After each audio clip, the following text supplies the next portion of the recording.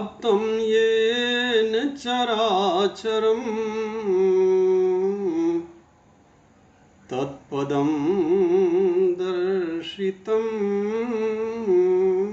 येन तस्मै श्री गुरुवे नमः। ध्येयं सदा परिभवग्नमभीष्टदोहं तीर्थास्पदं शिवविरञ्चिनुतं शरण्यं भृत्यार्तिहं प्रणतपालभवाब्धिपोतं वन्दे महापुरुषते चरणारविन्दम्।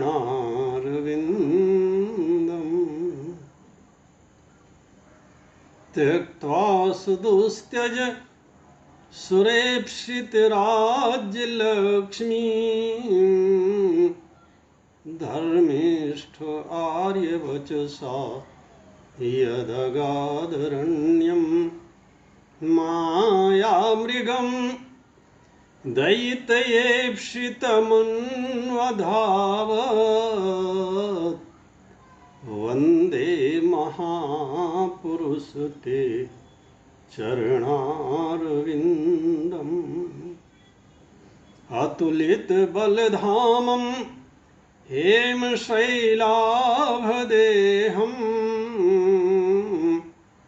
दनुजवनकृशानं ज्ञानिनामग्रगण्यं सकलगुणनिधानं वानराणामधीशं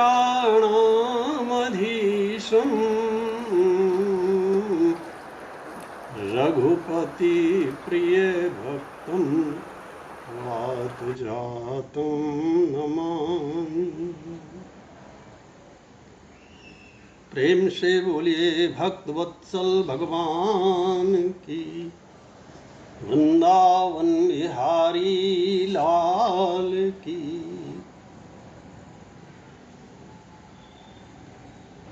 परम विद्वान भगवत कथा रस रसिक रसज्ञ संतजन, श्रद्धामयी देवियों, आइए अपने मन और बुद्धि को एकाग्र करके भगवत गीता और श्री रामचरितमानस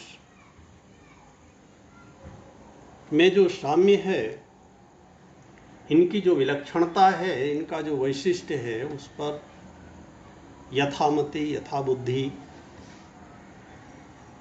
थोड़ा सा चिंतन आपके सामने प्रस्तुत करने का प्रयास कर रहा हूं।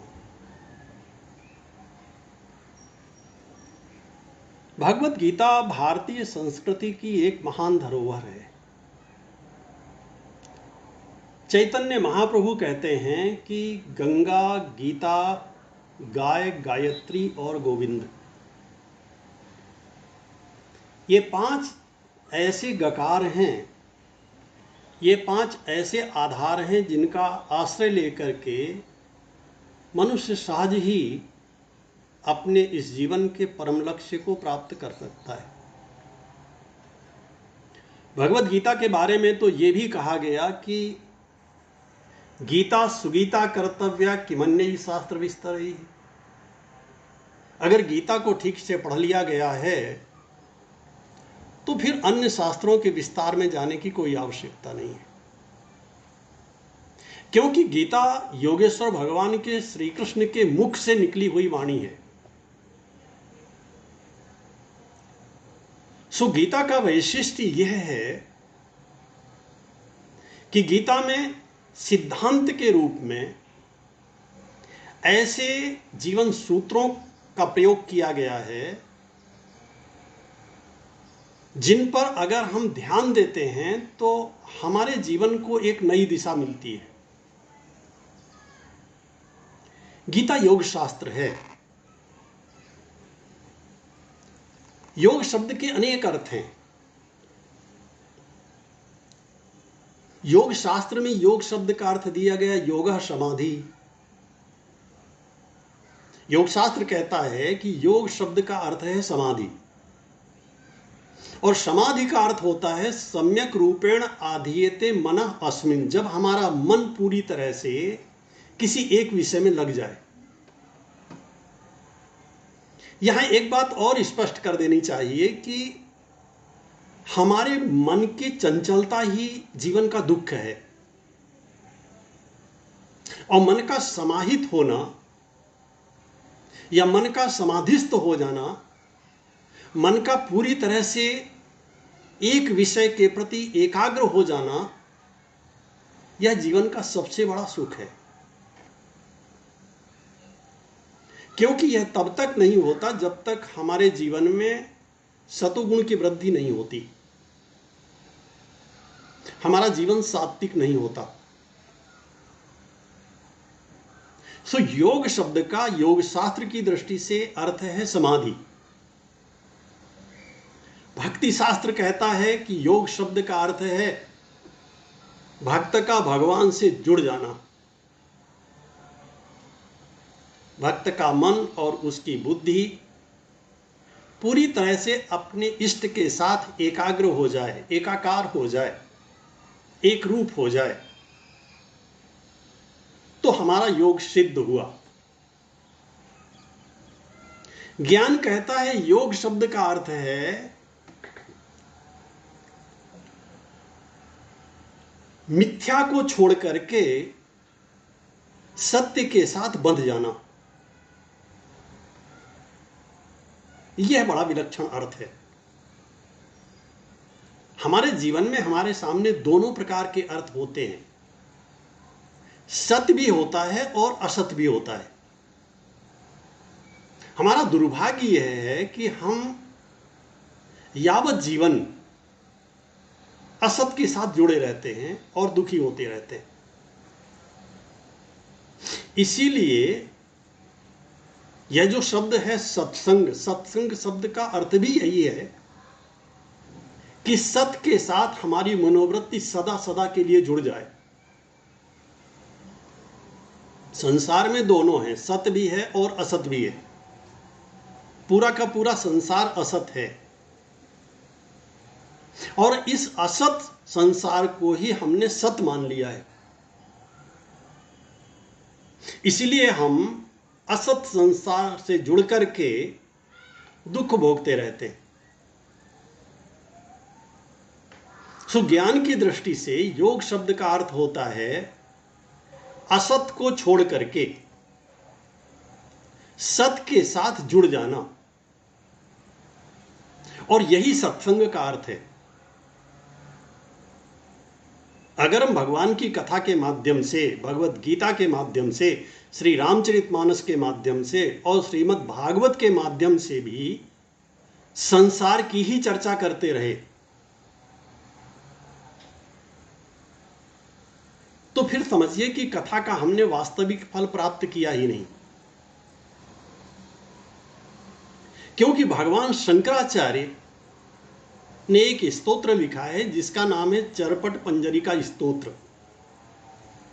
उसमें वे कहते हैं कि आप गंगा सागर जैसे हजारों तीर्थों की यात्रा करते रहिए, बड़े बड़े व्रतों का पालन करिए, खूब दान दीजिए, अच्छा है।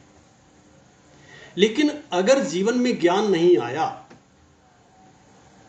तो 1000 जन्म लेने के बाद भी दुख से छुटकारा नहीं मिलेगा। भगवान शंकराचार्य कहते हैं कि कुरुते गंगा सागर गमनम व्रत परिपालन अथवा दानम ज्ञान विहीन सर्वमतेन। वे कहते हैं ये बात केवल मैं ही नहीं कह रहा हूं, भक्ति शास्त्र भी इसी बात को कहता है, और निष्काम कर्मयोग भी इसी बात को कहता है कि ज्ञान विहीन सर्वमतेन मुक्तिम न भजति जन्म श्रुतेन। सैकड़ों जन्म हो जाएं, लेकिन अगर मनुष्य के जीवन में ज्ञान नहीं हुआ तो उसके जीवन का जो लक्ष्य है दुखों का सदा सदा से के लिए छुटकारा और इसी जन्म में छुटकारा, ये लक्ष्य उसे प्राप्त नहीं होगा। बार बार उसके जीवन में दुख भी आता रहेगा और सुख भी आता रहेगा।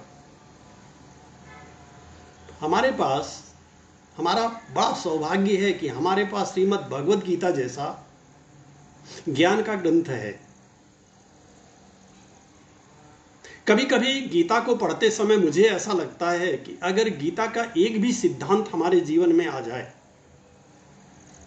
हमारे जीवन का दुख दूर खड़े होकर के हमें प्रणाम करेगा। इसीलिए यह जो श्रृंखला हम लोगों ने शुरू किया है, इसमें गीता के सिद्धांत होंगे और श्री रामचरितमानस का प्रयोग होगा। इसे हम गीता का योग और मानस का प्रयोग इस रूप में भी देख सकते हैं। ऐसा नहीं है कि श्री रामचरितमानस में सिद्धांतों की चर्चा नहीं की गई है। अनेक सिद्धांतों को गोस्वामी जी महाराज ने बहुत थोड़े से शब्दों में, बड़े सरल शब्दों में लिखा है। लेकिन रामचरितमानस में जैसा सुंदर वर्णन श्री राम के चरित्र का हुआ है, श्री भरत के चरित्र का हुआ है, श्री हनुमान जी महाराज के चरित्र का हुआ है, उसमें उदात्त चरित्र भी हमारे बड़े काम के हैं और जो दूसरे पक्ष में खलनायक का पक्ष है वो भी हमारे बड़े काम के। अब पूरा रामचरितमानस पढ़ जाइए, गोस्वामी जी ने कहीं नहीं लिखा है कि राम के जैसा आचरण करना चाहिए और रावण के जैसा नहीं करना चाहिए। लेकिन रामचरितमानस को पढ़ते पढ़ते हमारे मन में स्वतः यह भाव बन जाता है, आचरण तो श्री राम के जैसा ही होना चाहिए। यह श्री रामचरितमानस की विशेषता है, यह उसका अनुपम वैशिष्ट्य है। ऐसा जो भगवद गीता नामक ग्रंथ है और जो श्री रामचरितमानस ग्रंथ है, इन दोनों के बारे में थोड़ा सा हम लोग चर्चा करें। इसके पहले आइए देख लेते हैं कि दोनों के वक्ता और दोनों के श्रोता कैसे हैं। क्योंकि जब तक हम ये ना जाने कि कथा का वक्ता कैसा होना चाहिए और कथा का श्रोता कैसा होना चाहिए, इसे हम अधिकारी के रूप में जानते हैं। अधिकारी निरूपण कहते हैं शास्त्र की भाषा में इसे। अधिकारी माने इस शास्त्र को पढ़ने का या सुनने का अधिकारी कौन है। श्री रामचरितमानस में गोस्वामी जी महाराज से पूछा गया, महाराज राम कथा किसे सुननी चाहिए। गोस्वामी जी महाराज कहते हैं कि राम कथा के तेई अधिकारी और जिन कहा सत्संगति अति प्यारी। राम कथा को सुनने का तो वही व्यक्ति अधिकारी है जिसे सत्संग प्रिय हो। तो यहां सत्संग का क्या अर्थ है। अभी जो मैंने आपके बीच में चर्चा किया था, जो सत्य के साथ रहना पसंद करता है,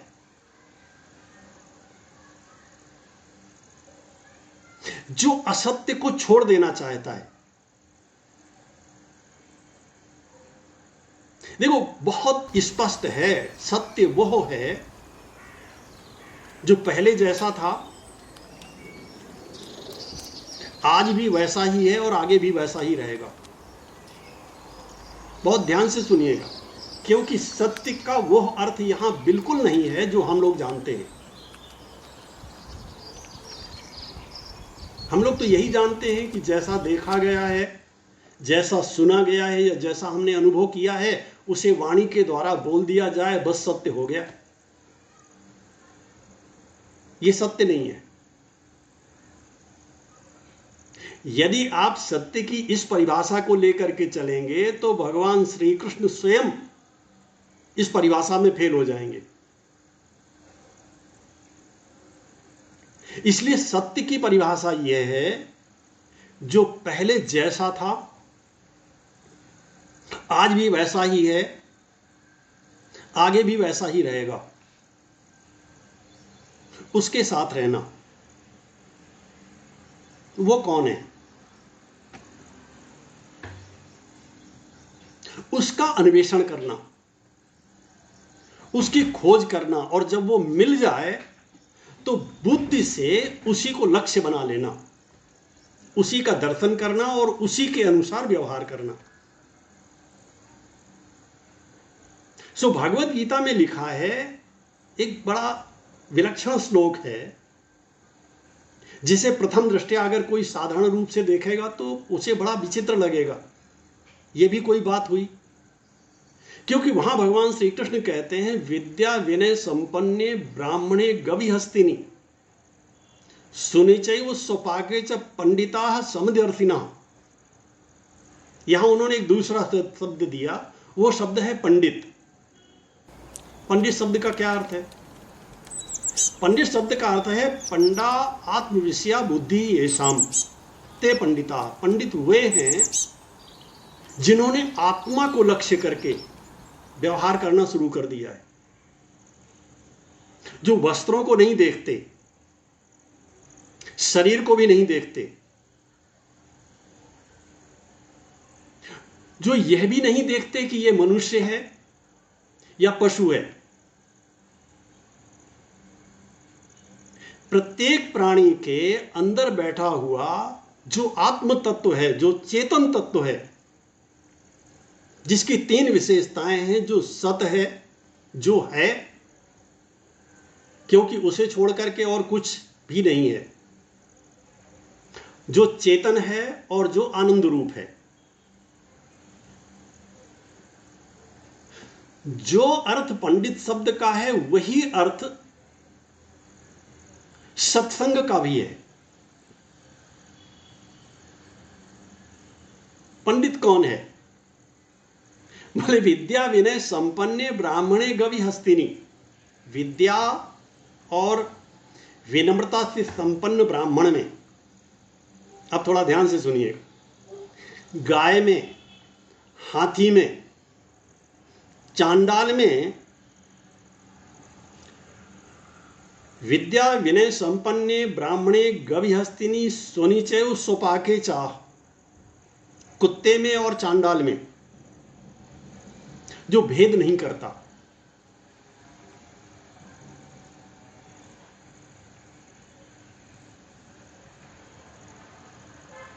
आपको ऐसा लग रहा होगा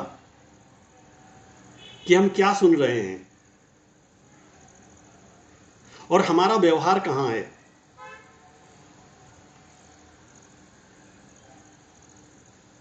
क्या हम इन सब के साथ हमारी समान दृष्टि है? निश्चित रूप से नहीं है। ये तो बहुत बहुत दूर की बात हो गई। हम तो व्यक्ति को उसके वस्त्रों से पहचानते हैं।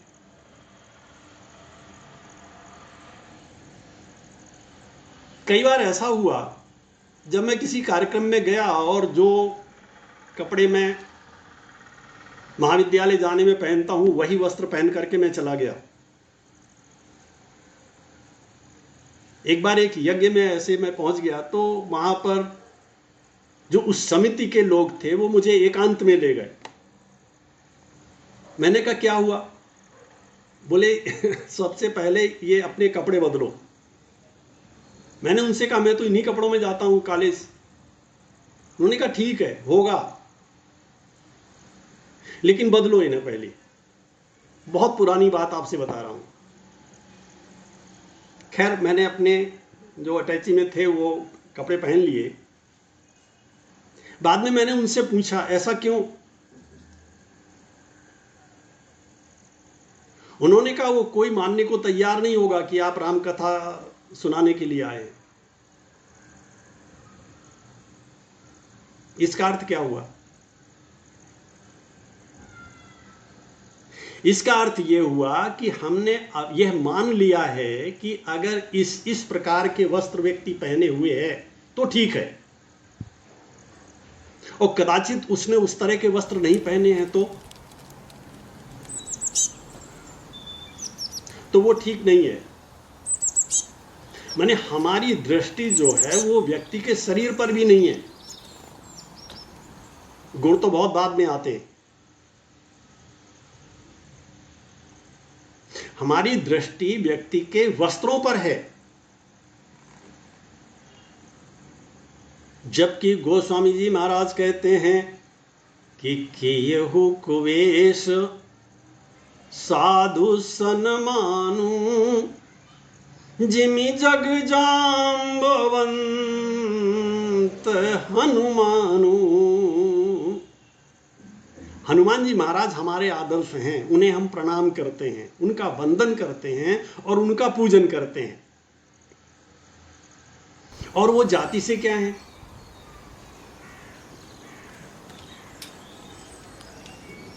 वे स्वयं कहते हैं, मैं नहीं कहता। विभीषण से हनुमान जी महाराज अपना परिचय देते हुए कहते हैं कि कहु कवन में परम कुलीना। विभीषण मैं तो बंदर हूं। जब विभीषण ने ये प्रश्न कर दिया कि हनुमान जी क्या प्रभु मुझे अपनी शरण में लेंगे, हनुमान जी ने कहा मुझे देख करके नहीं समझ पाए तुम। अगर एक बंदर को शरण में ले सकते हैं, तुम्हारा तो जन्म ब्राह्मण के कुल में हुआ है। कहु कवन में परम कुलीना कपि चंचल सब ही विधिहीना।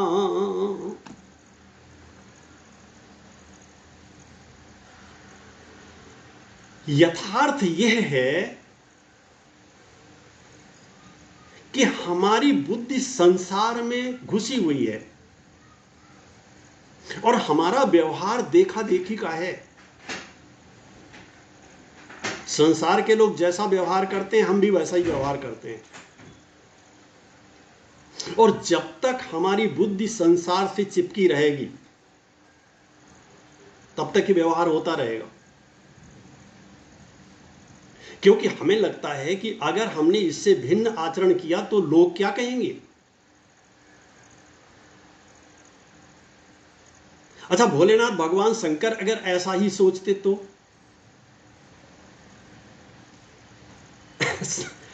जब शंकर जी का विवाह होने को था, देवताओं ने कहा महाराज एक दिन के लिए तो जरा ठीक ठाक कपड़े पहन लीजिए। आपने वो प्रसिद्ध वाक्य तो सुना ही होगा, सत्यम शिवम सुंदरम। जो सत्य है वही शिव है और वही सुंदर है, क्योंकि उसमें कोई परिवर्तन नहीं आता। संसार तो हर क्षण बदल रहा है। एक और संसार है, संसार की मान्यता क्या है? फूलों की माला पहनी जाए। भोलेनाथ भगवान शंकर की मान्यता क्या है? मुंडों की माला पहनी जाए।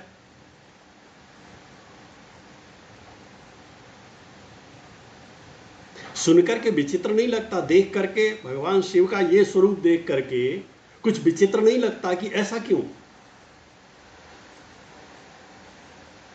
उन्होंने कहा दोनों में अंतर क्या है?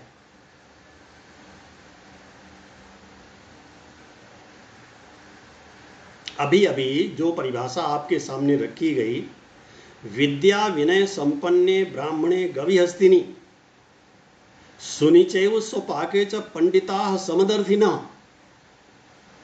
हमारे अंदर समदर्शी भाव कब आएगा, कैसे आएगा, अगर हम यही सोचते रहे? क्योंकि पूरा का पूरा संसार सत्य के आधार पर नहीं चलता, यह मान्यता के आधार पर चलता है। हमने मान लिया कि फूलों की माला पहनने से हमारा सम्मान होता है, कोई पुष्पों की माला पहनाए तो हमारा सम्मान होता है,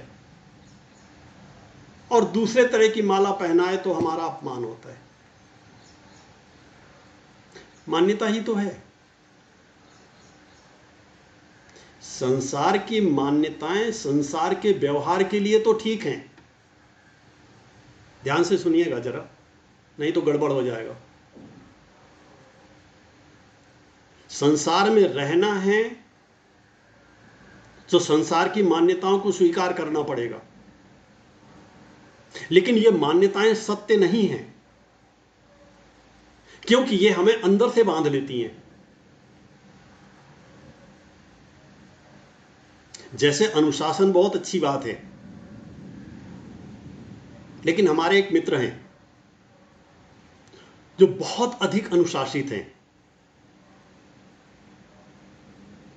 आपको आश्चर्य लगेगा यह सुनकर के कि जब उनका रिटायरमेंट हुआ,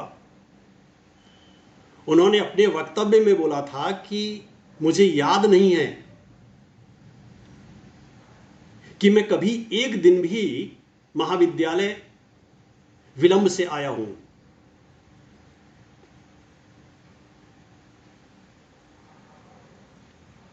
लेकिन एक बात हुई उनके साथ, और वो ये थी कि उन्हें एक विलक्षण मानसिक बीमारी हो गई।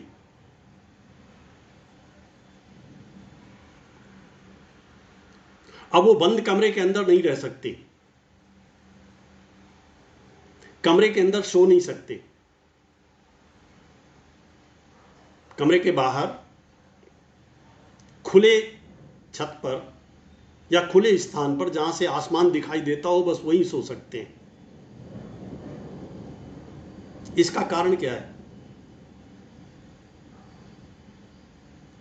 अपने मन और बुद्धि को इतना अधिक बांध दिया, इतना अधिक बांध दिया कि उसमें विकृति पैदा हो गई। भोलेनाथ इसके ठीक विपरीत हैं। वो कहते हैं समाज की मान्यताएं अच्छी हैं, उनका पालन करना चाहिए, लेकिन कहीं ऐसा ना हो जाए कि आप उनके साथ इतने अधिक बंध जाएं कि आपका जीवन ही सत्यानाश हो जाए। कभी कभी हम, अब ध्यान से सुनिएगा, कभी कभी हम अपने परिवार के साथ, अपने बच्चों के साथ, अपनों के साथ इस तरह से बंध जाते हैं, हमारी स्वतंत्रता समाप्त हो जाती है।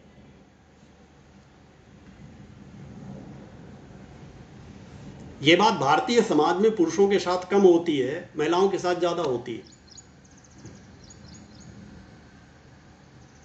और जो समाज जितना अधिक रूढ़िवादी होता है, वहां पर उतना ही ज्यादा होता है। वो मानसिक रोगों से ग्रस्त हो जाते हैं।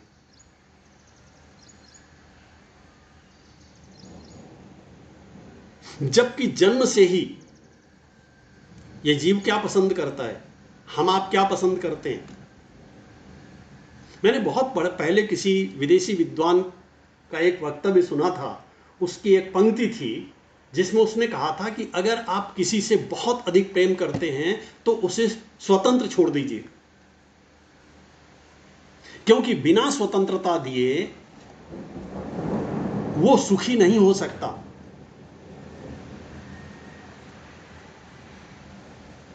और जब मैं व्यवहार में देखता हूं तो आप किसी व्यक्ति को जेल के कैदी में और बाहर रहने वाली व्यक्ति में अगर आप तुलना करेंगे तो आप पाएंगे कि बहुत से लोग ऐसे हैं जिनका बाहर जीवन वैसा नहीं है। बाहर भोजन हो सकता है एक समय मिलता हो, ठीक न मिलता हो। जेल का जीवन ठीक है, फिर भी कोई जेल में नहीं रहना चाहता, एक दिन नहीं रहना चाहता। क्यों नहीं रहना चाहता? क्योंकि वहां बंधन है। और ये जो मुक्ति शब्द है, ये मुक्ति शब्द भी यही कहता है यदा सर्वे प्रमुच्यन्ते, वेद का मंत्र है, यदा सर्वे प्रमुच्यन्ते कामा ये से हृदय स्थिता। हमारे हृदय को कामनाएं बांध लेती हैं, इच्छाएं बांध लेती हैं। घर में रहना अच्छा है, लेकिन घर में रह करके परिवार के साथ रहना भी अच्छा है, लेकिन आप अच्छी तरह से जानते हैं कि घर परिवार के साथ रह करके ये परिवार की इच्छाएं, बहुत से लोगों ने मुझसे ऐसा कहा, साहब मेरी तो बिल्कुल इच्छा नहीं है, कोई इच्छा नहीं है। पत्नी चाहती है, बच्चे चाहते हैं, उनकी इच्छाओं को पूरा करना मेरा दायित्व है, ऐसा मुझे लगता है।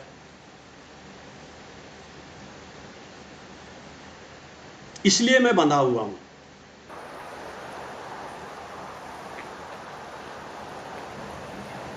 मैंने कहा तुम उन इच्छाओं से ही नहीं बंधे हो, उन लोगों से भी बंधे हुए हो। और ये ऐसा बंधन है जो दिखाई नहीं देता, अंदर से जकड़ लेता है, और ऐसा जकड़ता है कि जीवन पर्यंत फिर कभी छोड़ता नहीं है।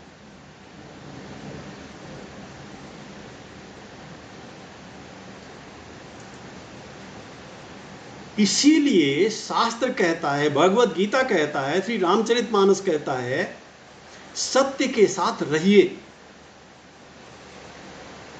आप व्यवहार के क्षेत्र में इसका अर्थ यह भी कर सकते हैं कि सिद्धांतों के साथ रहिए, सत्य के साथ रहिए। बनावटी जीवन, देखिए मेरे पास सामर्थ्य नहीं है, जो घर वाले चाहते हैं मैं वो नहीं कर सकता। पहली बार में मना कर देने में क्या हानि है, ये नहीं हो सकता।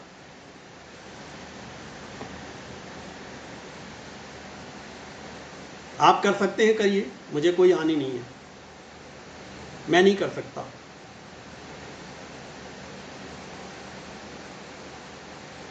दो शब्द हमारे सामने हैं, एक शब्द है पंडित और दूसरा शब्द है सत्संग।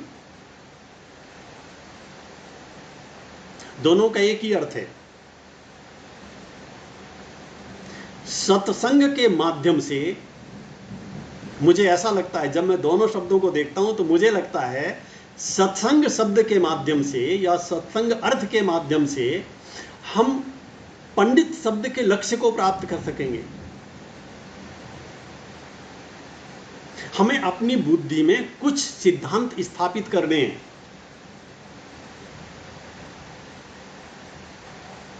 उन्हें आप ज्ञान के सिद्धांत भी कह सकते हैं, भक्ति के सिद्धांत भी हो सकते हैं, वे निष्काम कर्म के सिद्धांत भी हो सकते हैं। क्योंकि हमने भगवत गीता को आधार मान करके इस सीरीज की शुरुआत किया है, तो ऐसे बहुत सारे सिद्धांत आपके सामने आएंगे। आप किसी एक सिद्धांत को भी लेकर के चल सकते हैं, इन सभी सिद्धांतों को लेकर के भी चल सकते हैं, कोई हानि नहीं है, क्योंकि सभी एक दूसरे के पूरक हैं। और यदि कहीं आपको ऐसा लगे कि ये एक सिद्धांत दूसरे का विरोधी है, या ये दोनों सिद्धांत एक साथ नहीं बन पड़ रहे हैं, तो हमारे पास जो ग्रुप है उस ग्रुप में आप इस बात को लिख सकते हैं। तभी तो भगवान शंकराचार्य कहते हैं कि भगवद गीता किंचिद अधीता। अगर भगवद गीता को थोड़ा सा भी पढ़ लिया जाए माने पढ़ने के बाद उस सिद्धांत को सदैव अपनी बुद्धि में रखा जाए, जीवंत बनाए रखा जाए। बार बार जब भी हम पूजा करते हैं, जब जब भगवान का दर्शन करते हैं, सबके घर में मंदिर है, भगवान को प्रणाम करते हैं और एक बार उस सिद्धांत को फिर स्मरण कर लेते हैं। भगवद गीता किंचिद अधीता, गंगा जल लो कणिका पीता। जिसने भगवद गीता का थोड़ा सा भी अध्ययन कर लिया है और जिसने गंगा जल का पान कर लिया है, सकृत पियस्य मुरारी समर्चा। और जिसने एक बार भी भगवान श्री कृष्ण का वंदन किया है, अर्चन किया है, उनका पूजन किया है, तस्य यमा किम क्रियते चर्चा। यमराज के यहाँ ऐसे व्यक्ति की चर्चा भी नहीं होती। इसलिए भज गोविंदम गोविंदम भज मूढ़मते। भज गोविंदम गोविंदम भज मूढ़मते। भज गोविंदम गोविंदम भज मूढ़मते। भज गोविंदम गोविंदम भज मूढ़मते। आज यहीं विश्राम देते हैं। कल हम लोग भगवत गीता के वक्ता योगेश्वर भगवान श्री कृष्ण और श्री रामचरितमानस के वक्ता भगवान भोलेनाथ, शंकर, याज्ञवल्क्य ऋषि, कागभूषण जी महाराज और श्री तुलसीदास जी महाराज के बारे में थोड़ा सा विचार करेंगे। इसके साथ ही साथ श्रीमद् भागवत के जो वक्ता हैं श्री सुखदेव जी महाराज, उनकी भी चर्चा करते हैं। प्रेम से बोलिए भक्त वत्सल भगवान की, वृंदावन बिहारी लाल की जय।